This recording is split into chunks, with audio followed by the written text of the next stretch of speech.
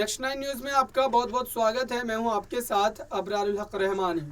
Sharad Pawar MVA गठबंधन के निर्माता कहे जाते हैं और ऐसे में जब एकनाथ शिंदे ने शिवसेना एमवीए गठबंधन की जो सरकार थी उसको जिस तरीके से गिराया और पार्टी से बगावत की, साथ ही नई सरकार में शामिल होकर के मुख्यमंत्री का जो पद है वो हासिल किया, उसको लेकर के ऐसी उम्मीद जताई जा रही थी कि आने वाले दिनों में राजनीति में कभी शरद पवार एकनाथ शिंदे को एक मंच पर नहीं देखा जा सकता। लेकिन इस बीच जो बड़ी खबर आ रही है, सूत्रों के हवाले से बताया जा रहा है कि शरद पवार ने एकनाथ शिंदे को एक बड़ा संदेश भेजा और संदेश में ये सारी बातें जो है वो दर्ज की गई है कि आने वाले दिनों में महाराष्ट्र की राजनीति की दशा और दिशा किस तरीके से तय करनी है। आप सोचिए कि जिस गठबंधन को बनाने के लिए तमाम तर कवायद जो है वो शरद पवार के जरिए बनाए जाते हैं और शरद पवार को ही एमवीए गठबंधन का निर्माता कहा जाता है। उद्धव ठाकरे को महाराष्ट्र के सीएम के तौर पर चेहरा बनाने के पीछे भी शरद पवार का ही हाथ था और अब जबकि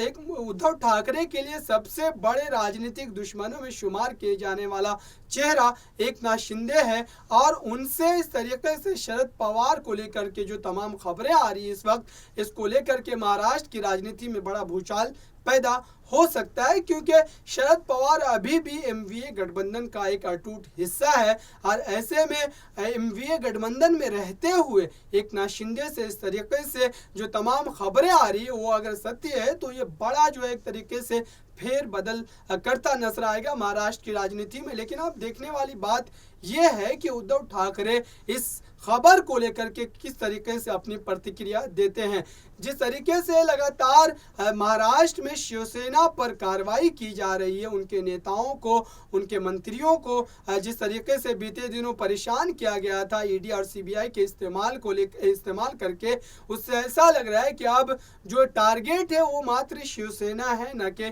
कोई और विपक्षी दल जो वहां पर एनसीपी है या कांग्रेस पार्टी है, क्योंकि शिवसेना पार्टी सत्ता में थी और शिवसेना से एक तरीके से जो